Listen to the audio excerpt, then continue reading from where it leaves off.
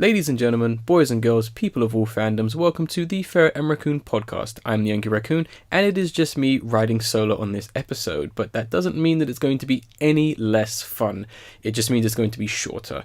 So it's just going to be me on this episode, which I guess you could say is going to be a nice kind of, how you say it, like a shortened episode after how long episode 100 was, which hopefully you guys watched that because that was a pretty crazy one. So yeah, things will be a little different for 101, but over the last few weeks or so, it's been pretty damn crazy in terms of news, and I think pretty much in my life as well. I mean, I myself was barely even able to do this podcast simply because I was sick for about 2 days. I was out, like, big time. I mean, after Halloween, I pretty much was just struck with something, and it was not great, and I'm going to spare you guys all the details. So at the same time, I was hardly even able to keep up with most of the stuff. I mean, if I talked about everything that happened over the last 2 weeks, including like world and political stuff and that, we'd probably be here for 2 hours or so. But we're gonna get to the real meat of stuff. Well, according to me. Well, but yeah, it was crazy. I mean, I only really managed to do two things, but these two things were pretty big. I mean, the first thing and the major thing was I went to see Mirai, which is the Hosoda. No, not Hosoda. Hosoda film. You know, he was the director of Summer Wars, The Girl Who Leapt Through Time, and it's escaping me now.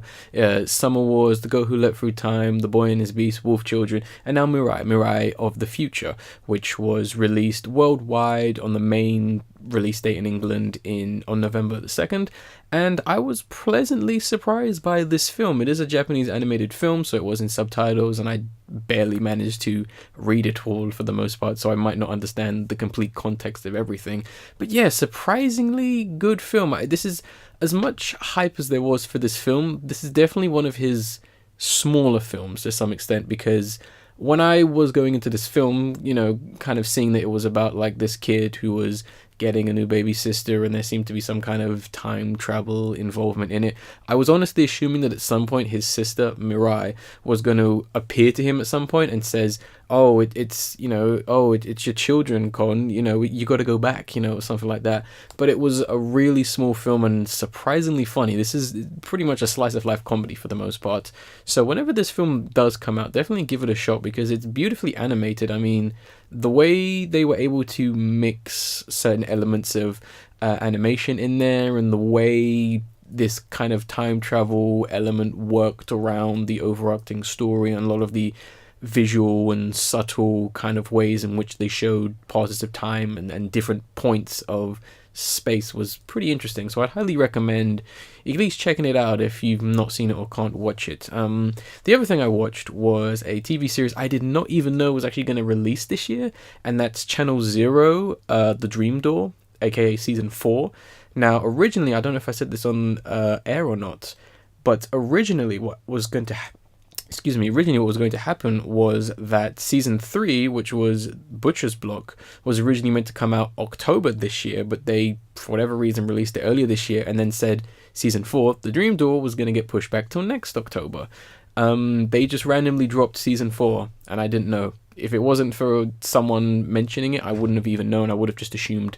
But yeah, Season 4, The Dream Door, was pretty damn interesting. This is probably one of the best Stephen King stories I've seen for a long time. And it's not even a Stephen King story. It is, as most people know, I do not give a damn about the current incarnation of Stephen King's It. I thought 2017's film was absolute trash.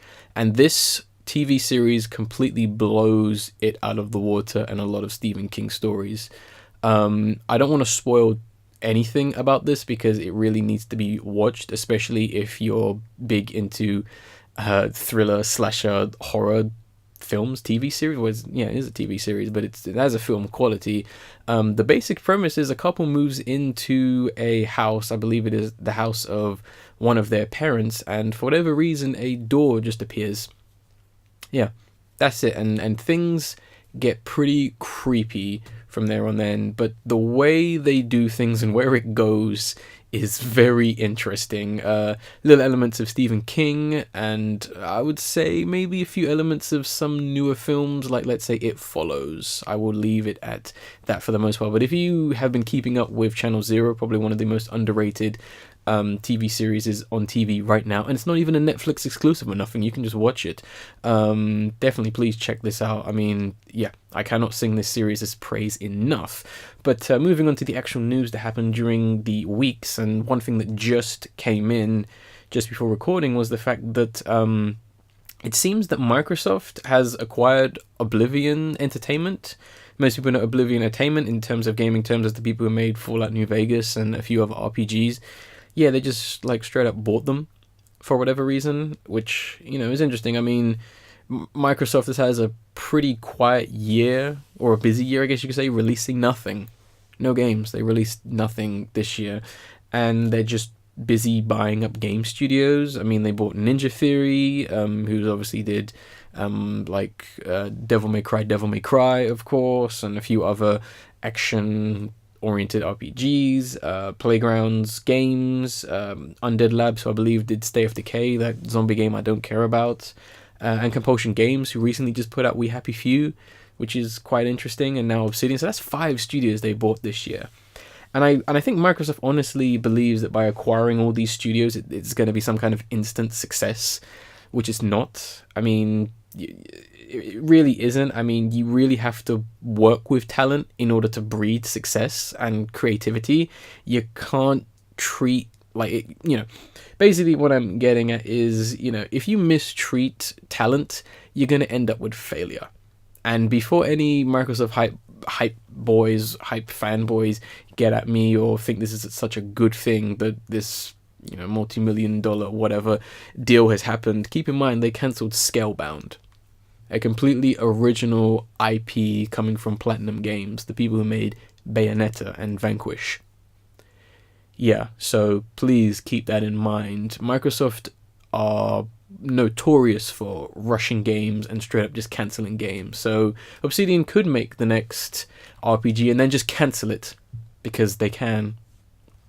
But yeah, the other thing we'll quickly go over is the Super Smash Bros. Ultimate Direct, which happened on the 1st of November 2018, and it was a small one, so I'll briefly go over it because most of the details I honestly don't really care about. It was interesting for the most part. We had 2.5 characters revealed. We had Ken from Street Fighter, obviously he's going to be in there as an echo fighter to Ryu.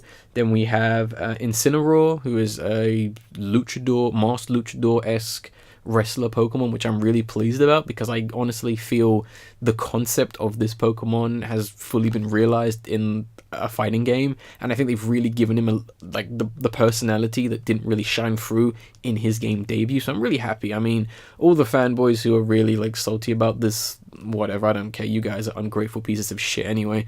And I guess the main thing that upset a lot of people was that there is going to be DLC characters. The first, which was teased at the very end of the Direct, being the Piranha Plant from the Mario series. Very strange choice. It honestly doesn't make me as upset or as angry as other people because I have a life. And yeah, it is odd. I think they're still working on it. That's why he's very lacking. I don't think he's going to be top tier, but I believe Nintendo has said there are going to be 5, I guess maybe now 4 more DLC characters, which is a bit of a shame because, you know, I thought this was called Ultimate, but, you know, whatever. If it means we get someone unique or a few more unique characters in there, sure, whatever. I don't really mind. The whole spirits thing, I lost interest watching it. I don't care about this whole sticker power-up thing. It's not something I'm honestly going to be doing if I ever play the game because I just don't care, to be honest. It's just whatever. But the story mode itself looks pretty interesting. It's kind of like a sequel or take an homage from Super Smash Bros. Brawl's Subspace Embassy. Kind of like a little bit of a collectathon. Gotta find the boys. Piece back together the army. And the opening animation was pretty epic for the most part, and I really do like how they've really kind of set the tone with how like serious this story is, which I really did appreciate. And the last thing I'll kind of mention, because there isn't really much to go on, and that's kind of talking about the fact that Illumination Studios, who seems to be, they're in charge of the Shrek and Puss in Boots reboot. So yeah, Shrek 5, I guess, has just been thrown out the window. We're not doing that anymore, and we're just going to be rebooting Shrek, everyone's favorite meme. A very tired meme, I will add. And it certainly is very bizarre, but it makes complete sense. And I'll kind of just say this for most people. As much as people want to hate on films like Despicable Me and Secret Life of Pets and the Minions, of course, Illumination makes money. Big money. Because your kids will go see the new Grinch film. Because it's colourful and it's just mind-numbing. That's just the kind of films they make. So it is a surefire success that the new Shrek film will make like 1.7 billion. There's no point in them taking a risk on a sequel when they can just reboot the whole franchise. Still strange, but whatever. What are you going to do about it? Just don't go see the film and they'll stop rebooting and remaking your favorite films, guys. It's that simple. Don't bitch and complain when your favorite property is taken if you go and see it. Like, simply put, just don't see any of them. Simply put, that's why I don't do any of it for the most part. I ain't gonna go see the new Superior film. It could be the greatest film of all time. I'm not supporting that. Simply put, that's all you gotta do, guys. It's all you gotta do. It's that simple. But yeah, moving on, we'll talk about some news topics. Quite a few things happened, and the biggest one, kind of sticking with games for the most part, back to games, is essentially we're kind of talking about the whole Diablo Immortals thing. Now, if you're kind of in the whole gaming knowledge thing, especially around November 2018, you'll know that, well, I didn't know, BlizzCon, which is Blizzard Interactive or whatever the hell they're called now, they had their convention thing happen where they talk about their legacy. I'm gonna be real with you guys. I'm not a Blizzard fan. I've never touched a Blizzard game. The only thing I know about Diablo is that it means the devil. That's as far as my knowledge goes with the franchise. But what I do know is what happened at their whole Diablo What's Next event. So long story short, I guess you could kind of say the start of it was a bunch of like journalistic gaming sites kind of like clickbaited the fact that Diablo 4 was going to be revealed. You know, is Diablo 4 going to happen? It's definitely going to be at BlizzCon. Oh, it's 100% reassured. Oh, Amazon list, you know, all that kind of rubbish. So a lot of people got their hypes up. So when they were at the Diablo What's Next kind of panel, you know, waiting for the, you know, the reveal, fans were essentially treated to Diablo Immortals, which was a free-to-play and exclusive mobile game, which obviously really upset everyone, especially these fans. Now, this was a really stupid idea. 100% I'm putting blame on Blizzard and whoever decided this was such a good idea to essentially present the exact opposite of what your hardcore and loyalist fans want. And keep in mind, they're all PC snobs, so yeah, you basically told them fuck you and thanks for the money. Like, that's how they read that. Now, I think it's kind of a tricky situation because there's so much news going out there, like the fact that this mobile game was just as being called like a skin of another game, despite the fact that Blizzard is saying, no, we did buy that. They like bought the studio. They're like, oh yeah, we did work with the studio who made that game that looks suspiciously similar to Diablo Immortals, but we trust you. It's a completely new game built from the ground up. And it's like, okay. And, you know, also the fact that, but both sides were being pretty childish, honestly. I mean, in the description and the download link I provided with the whole panel where you look at the reveal and some Q&A sections, and I do like that one guy, which I believe he says it at about 31 minutes 41 seconds in, this guy essentially in the red shirt, he basically comes up on the stage and says, is this an out-of-season April Fool's joke? Kind of just solidifying how pissed off fans were at this, because it's understandable to get annoyed by this. I'm not blaming them. But at the same time, Blizzard didn't have to kind of equally be as childish, because I know there's one comment where a few of the staff on stage are kind of getting a bit agitated that people are, kind of ripping the game they didn't want to shreds, despite the fact they claimed that they were prepared for the backlash. And, there is one point where I know one of the guys just says, "Don't you guys have mobile phones? Everyone has phones," which doesn't come across as in the favor of the fans. It kind of just sounds like, yeah, we're just interested in that mobile money. We just, you screw the fans who established us. We just want more money. And they do just want more money, but, you really got to pretend like you care about your fans, guys. Come on, EA has been trying to do it for years, with the one a year indie game. But yeah, I thought it was quite interesting, this whole debacle. I mean, I don't really care for the most part. It's something that's going to blow over because at the end of the day, Blizzard is going to make a ton of money from this. I mean, first Diablo Mobile, next we're going to have Battle Royale Diablo. It's going to happen. Simply put, it will, because everyone needs that Fortnite money. It's the new big thing. But yeah, let's move on to, we have like 3 trailers. And the first trailer I'm going to talk about is the Ballad of Buster Scruggs. Scrums? Yeah, Scrums, excuse me. See, I'm thinking of Scrubs, the TV series. Yeah, so this is the Coen brothers' next film, which I believe was originally going to be a series. And it really does feel like this, given the weird flip-flopping between characters, which I don't know how that's going to play into an overarching story, given that the film is named after one guy, but we'll see.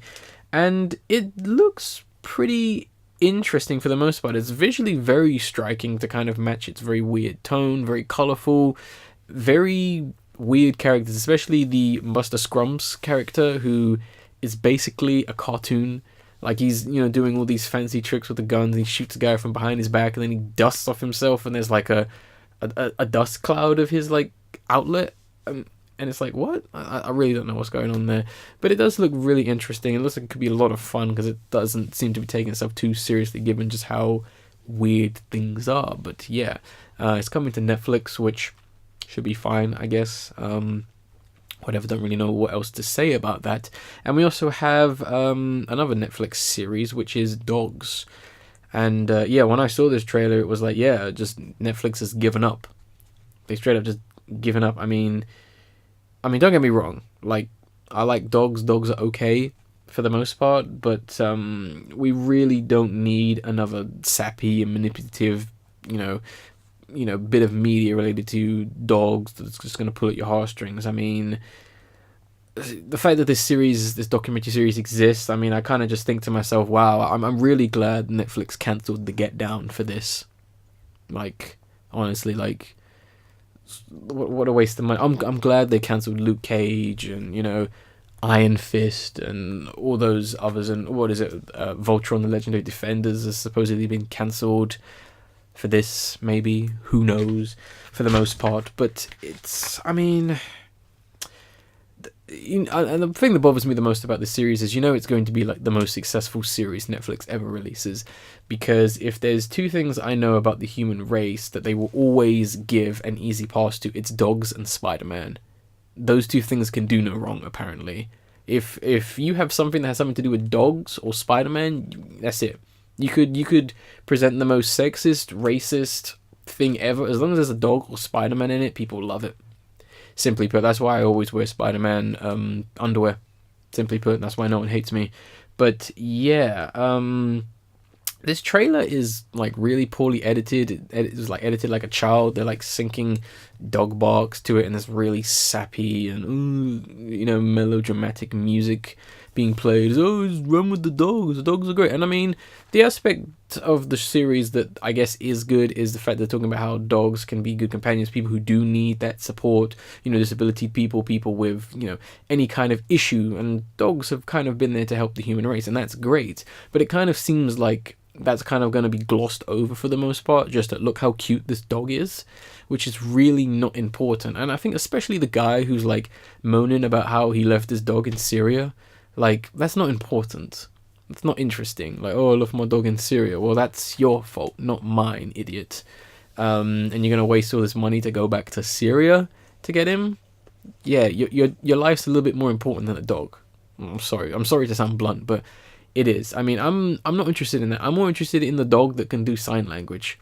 Yeah, can we get a series about that? Can we talk about that? Can we talk about the advancements in evolution and the fact that dogs will literally follow us to the ends of the earth and will probably be talking in the next 200 years just because they want to be with us? Can we not talk about that? No, we're just going to focus on the cute dog. Okay.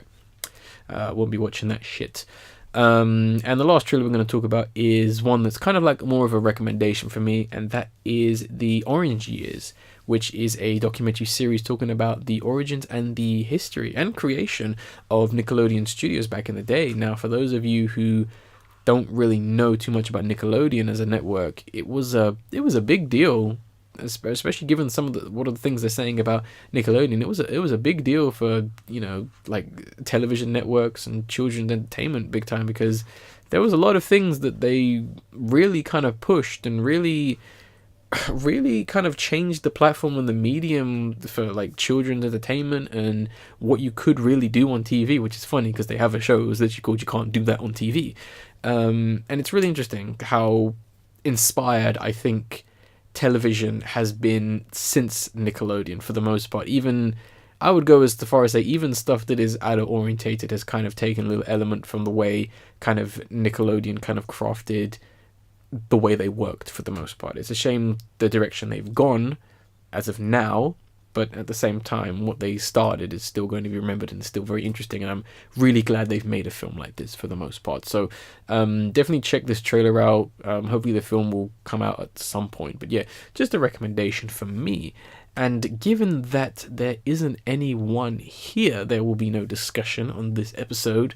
And given that this is already a very short podcast, we're pretty much at the end. We have no other opinions to talk with me or disagree with me for the most part, or agree with me equally. So we're pretty much at the end, and we have the episode of the video of the episode, which is going to be kind of going off a theme. Given it is November, it's going to be remembering things, and we're going to be picking videos that we remember or that are old that we want to kind of remember. So my pick for video of the episode is going to be Dan Deacon on NBC Morning. Now, I think this clip is about 10 years old, and Dan Deacon, I don't want to spoil too much, but Dan Deacon is a pretty interesting fellow and a pretty musically unique fellow, and I'll leave it at that for the most part. And that's pretty much it. I can't think if I'm forgetting anything. The only other thing that I guess I will quickly mention as soon as I have the time is the fact that over the last two weeks there was a ton of just awful like reboot, remake, adaptation like news, which really got me pretty annoyed for the most part. Like, I know the film industry is like dying out, but like is getting pretty pathetic now for the most part. I'm talking about like the fact that the director of It films, he's going to be doing like a live action adaptation of like Attack on Titan, which will be awful, and he's also doing a remake of The Time Machine, which is going to be awful. I mean, I've already mentioned Shrek Reboot, which who knows what kind of direction that's going to go in. I mean, also the Super Mario Brothers film is happening still. I believe they're fast tracking it, but weirdly enough, I believe it's not coming out until 2022. No idea how fast tracking has helped that release date, but whatever. And and a bunch of films got pushed back, which is quite funny. Well, one is not funny. The Favorite, which was done by Yorgos Lanthimos, he did Dogtooth and The Killing of a Secret Deer. I cannot pronounce his second name. The Favorite, that's been pushed back to January 1st for England, which is not great. And also Atelier Battle Angel, that's been pushed back to like February. So we all know that film is just going to be brilliant if it's been pushed back 3 times. Originally it was meant to come out in July, this year, and be pushed back to December, and now February. This film is fucked. And the reason it's fucked is because a terrible filmmaker is making it, and it's based off a Japanese property that has no real need to be in live action, especially with god-awful animation like that. And I'll leave my pessimism at that for the most part. Well, at least until next podcast. If you want to contact me and chat to me for whatever reason, you can hit me up on Twitter at The Angry Raccoon. I think it is. I can't even remember my own Twitter. It's going to be in the description and the download link, because I'm a bit too tired for this and I'm still a bit poorly. And of course, if you want to bring any of your questions and stuff like that our way, you can hit us up at raccoonplusfriends.gmail.com. I don't think I'm missing anything, so I guess I'll wrap this podcast up like I always do by saying I was the Angry Raccoon, and I will see you on the next podcast, which should have more people on it. We'll see. Maybe we'll go in a weird direction where it's just me for a while. Who knows? But anything can happen in this crazy year of 2018. Anyway, I will catch you later, guys.